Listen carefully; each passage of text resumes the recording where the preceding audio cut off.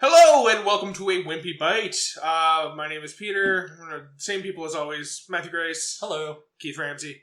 Same as usual. Yep.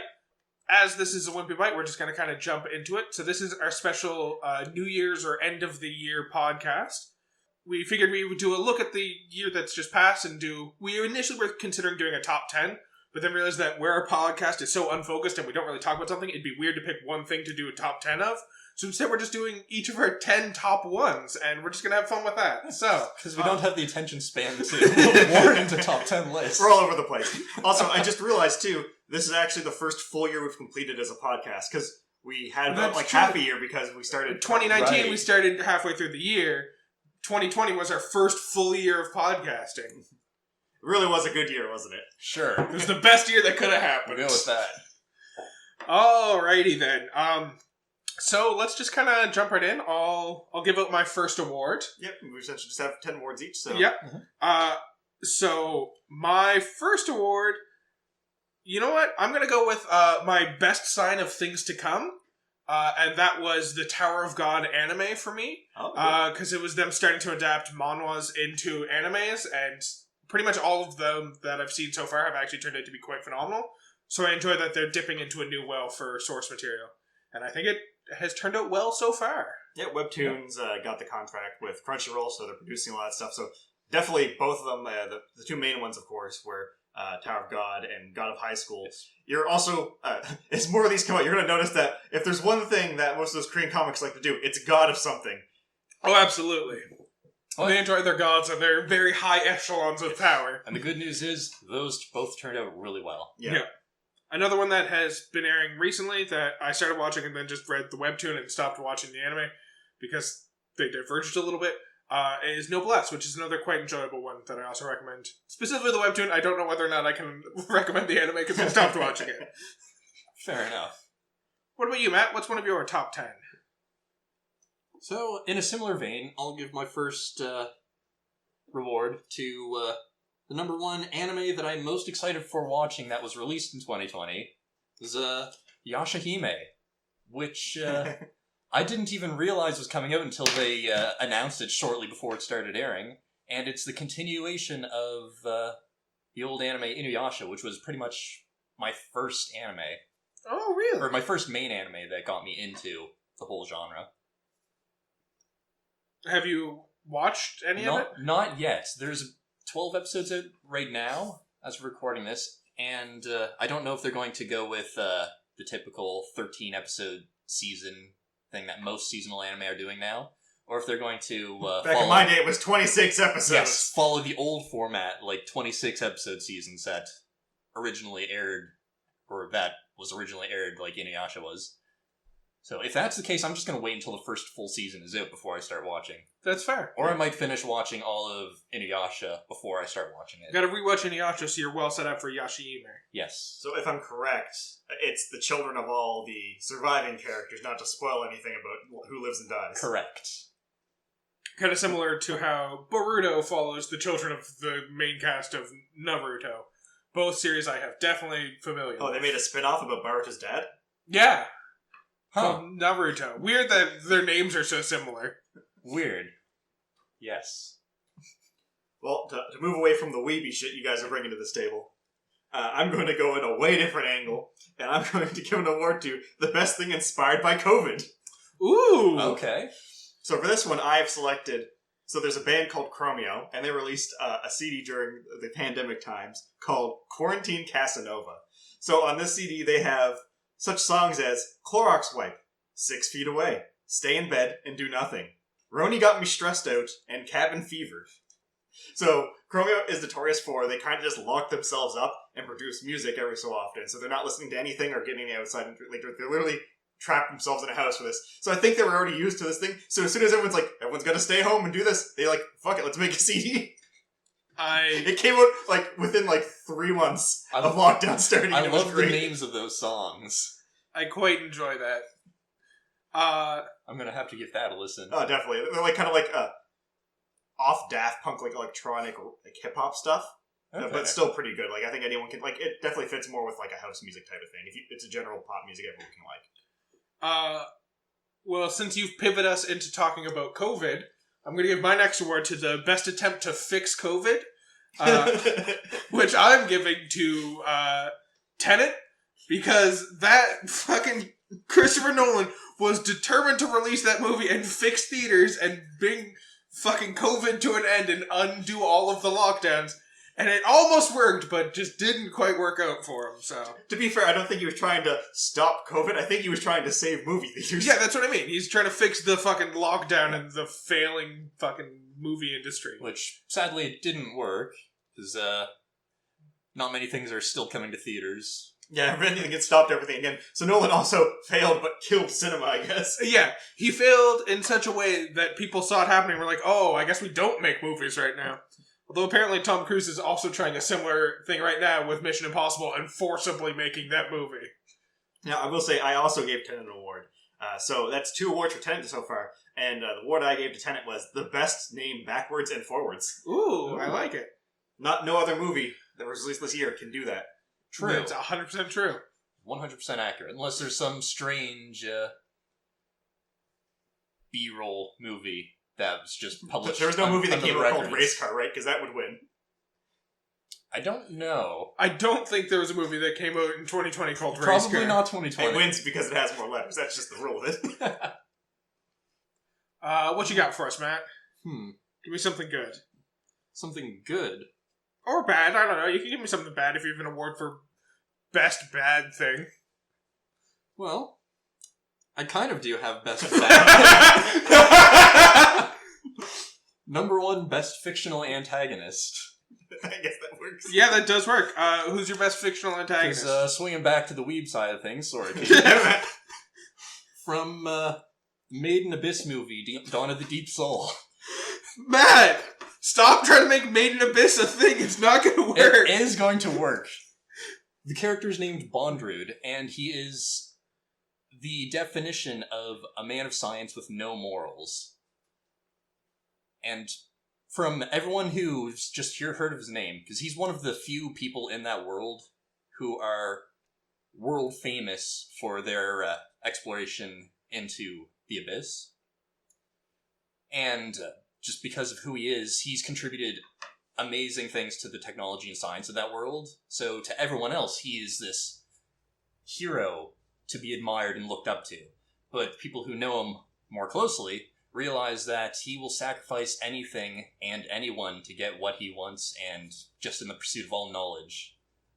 And I don't want to spoil anything for when I get you two to finally watch this show. But is that a hint for your episode in like 4 months' time? You can think about it like that. But yeah, he does some really twisted things. I'm calling it now. Matt's going to hint really heavily towards Made in the Abyss just to try and get us to watch it, and then actually have his episode be about something completely unrelated. So clearly I have to do the legwork to pull you guys back out of that hole again. So I'm going to give an award, which is the best remake that's not a remake of 2020, and that's Final Fantasy VII. See, you put me in a tough spot, Keith, because there's 2 ways I could take that by having related clues. So I'm going to go with another award that I also gave to Final Fantasy VII, which was Best Use of Nostalgia. Is the award that I chose to give to Final Fantasy VII, because absolutely it took advantage of my nostalgia for Final Fantasy VII. Now, I also have something very similar. Wait a second. Not for Final Fantasy, but it's best game that was released or re-released, because it was released before 2020, but it had a surprise release in 2020 that no one expected, and that was Persona 4 Golden on PC. Now, to be fair, mine's specifically a remake that was not a remake, so I don't think there's a conflict with that award. I think they both won their own awards, fair and square. Final Fantasy VII was a remake that we thought, but then it pulled the old bait and switch on us. Not it actually definitely a is remake. nostalgia. Oh, and 100% is nostalgia. Yeah. But yeah, your award for best remake, Best just re-release?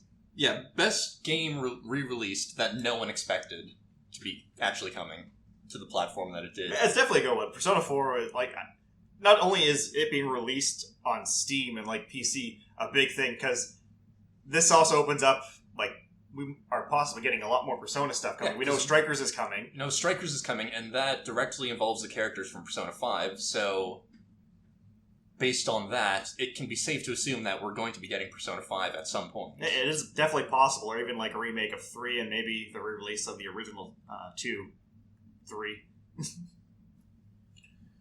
Alright, so the other thing I could have connected to your Final Fantasy Best Remake that's not actually a remake is my award for Best Reboot of a 90s Commercial. Oh, wait, what? Which I'm giving to the anime to bring it back to weeb shit, because weeb shit! I'm giving to Jujutsu Kaisen, which is all about a guy who hunts curses and shit like that, but literally starts with him eating a cursed finger, which I think is just a reboot of the old 90s commercial singing, "Don't you put it in your mouth." I was gonna say, I don't remember a commercial about that. No, it's very explicitly a lesson in why you shouldn't put weird things in your mouth. That's all I learned from watching that anime. So I can only assume someone was sitting on this, specifically Canadian, and it's like, give it a couple of years and I'm gonna make millions off this. Oh, absolutely. Valid point. I just have to wait for the copyright and don't you put it in your mouth to run out. It'll run out eventually, I'm sure. And then they moved to Japan and made an anime about it. Which I'm okay with. Now, before Keith drags us away from Weebdom once more, I would like to get my last Weeb item off my list. I'm nowhere near done with weeb items, guys. Okay. So, my number one best anime movie. I'd like to give it to Maiden Abyss Dawn of the Deep Soul, but I already have an award related to that, so I'm going to give it to Weathering With You, which was originally released in Japan back in 2019, but didn't get its American release until 2020. So I also gave an award to Weathering With You because heck yeah, weeb shit. Oh yeah. The award I gave to Weathering With You was most likely prediction of 2020 that somehow didn't come true. Because that movie's all about terrible weather in Japan until Japan slowly floods. It just starts to constantly rain, and the main character encounters this girl that somehow has the ability to bring out the sun. Yeah. I really got to save this for our 10 other viewers. I'm just throwing another roller right here. Best skateboarding game of 2020. Deadly Premonition 2. Wait, really? Yes. Okay. I mean, I don't really know enough about Deadly Premonition 2 to... All I need to know is follow you on it's the that. best skateboarding game that came out in 2020. Okay. I did not know Agent Francis York Morgan had moves like that, but by God did he do it.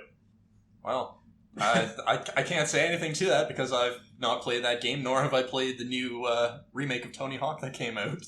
Tony Hawk doesn't even stand up to this game.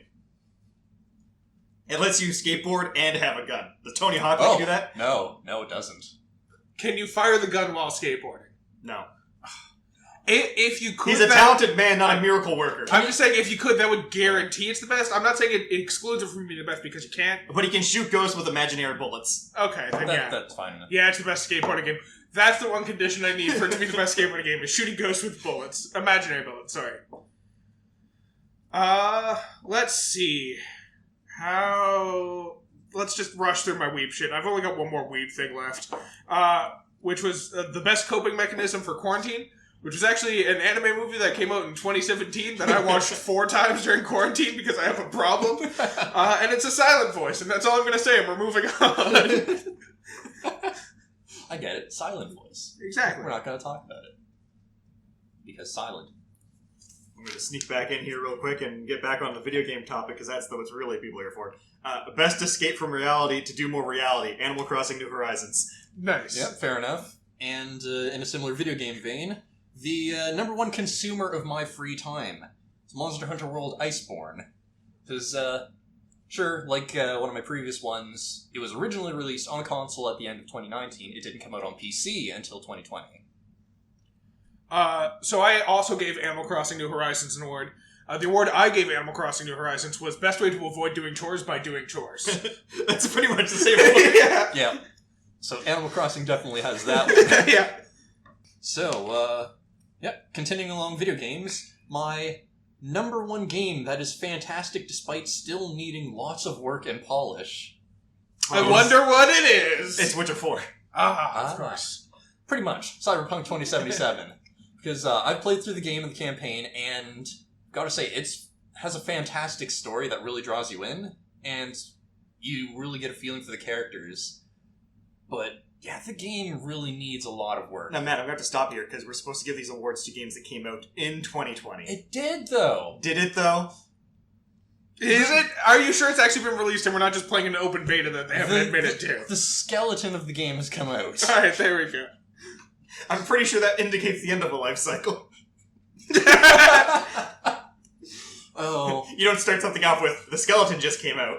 Looking how fans are backlashing against CD Projekt Red, that's kind of how it's starting to swing. But they were kind of shoehorned into a tough position, getting death threats for delaying it, now getting death threats for releasing it. What are they going to do? Speaking of death threats, best way to get rid of your friends. Among Us. Alright. Do you also have one for Among Us? I do. And similar to my Persona one, it was best game released before 2020 that had a surprise surge in popularity in 2020. I also gave an award to Among Us, so that means it's our first triple award winner. I gave the award of best use of social distancing in a game, in that I don't want to be anywhere near anyone else while playing that fucking game. I'm going to go to the electrical and you can fuck right up. Oh, what do you know? I have a task in electrical too. Nope, not going to electrical anymore. First triple award winner. I like it. Yeah, and another game-related one, because I've just got to bring it up every time that we mention games, Warframe-related. Matt, how long has the game been out? Since 2013, I think? God damn it, Matt. For the past couple years, they've released 3 or 4 Warframes every year at a fairly consistent rate. And so the best Warframe released in 2020 is the newly released one, Lavos, which is unique in that all of its abilities work on a cooldown instead of consuming money. Or, not money, energy. That sounds like an accurate way to describe that game. It's a free game, goddammit! Sure. Sure it is. It's an alchemist frame that works on cooldowns, and all his abilities can work to bolster his other abilities. Matt, you're not selling me on the game no matter how hard you try. So, I'm going to go back to music here, and I'm going to give the award for the best thing to celebrate 10 years, and that's going to Ninja Sex Party's The Prophecy album. Ooh, I also gave an award to Ninja Sex Party's The Prophecy. You did give it to The Prophecy. Sorry, you confused me for a second there. The best thing celebrating something around for 10 years. Yes, you're right. There's nothing confusing about it. I don't know why, but that just broke my brain really hard trying to parse that sentence. I gave the award of Best Cause for a Sexual Reawakening. I think it's best we leave that at that. Yeah, let's not discuss what that means at all. He was very enthusiastic when he listened to the album. Yeah. I mean, he does put the warning at the beginning of every album, so... Yes. One more game reward for me to give out is the best mobile game of 2020, that being Genshin Impact, to no one's surprise. I was really hoping you were going to mention that there was like a Warframe port to mobile Oh, or no, something no. like that. Just a Warframe companion app. Of course. But, no, Genshin Impact, very ambitious and very unique in terms of mobile games. It's essentially Breath of the Wild on phone. It can also be played on PC and console, but it's still a mobile game. Is that the last of your weeb shit? Are you guys done with this now? That's the last of it. Okay. So, I'm going to give an award for the best comic book movie released in 2020, and that goes to Sonic the Hedgehog. Yep. Yeah, I can... Fully concur. Yes. I can't believe I forgot about that movie when I was coming up with this list. No, Alright, I fine. fully chose to exclude it from my top 10. A lot of people forget about the stuff that comes out earlier in the year, and Sonic the Hedgehog is by far, I think, is it still the highest grossing film as well? Or? Yeah. It is. Partially because of the whole thing happening and shutting down all theaters. What are you talking about? They released a Sonic the Hedgehog movie on Valentine's Day. Of course it's going to be the best thing ever done. Yeah, True. They could have had fucking Blockbuster every day of the week for the rest of the year, and Sonic the Hedgehog on And they fucking put Tails in it. Yeah. And it's also good news for things to come because it was a video game movie that actually did good. Best movie of the year. Yeah. I can agree with that in some regards. On the TV side of things, though, because we really haven't done much of that, I'm going to do the best sequel to Shaun of the Dead, Truth Seekers. Nice. Not even sure I heard about that. So this was a show I mentioned probably a couple episodes ago back in our podcast. It's Simon Pegg and Nick Frost, and they're together again doing Truth Seekers, which is one of them's a ghost hunter and one runs an internet company, and they work together, and they pretty much solve internet problems by hunting ghosts. Yes. Right. It's the opposite of what happens to us whenever we play Phasmophobia, which is they keep going to houses trying to fix internet problems and discovering it's ghosts. We keep going to houses trying to fix ghost problems, discovering that it's just electrical issues.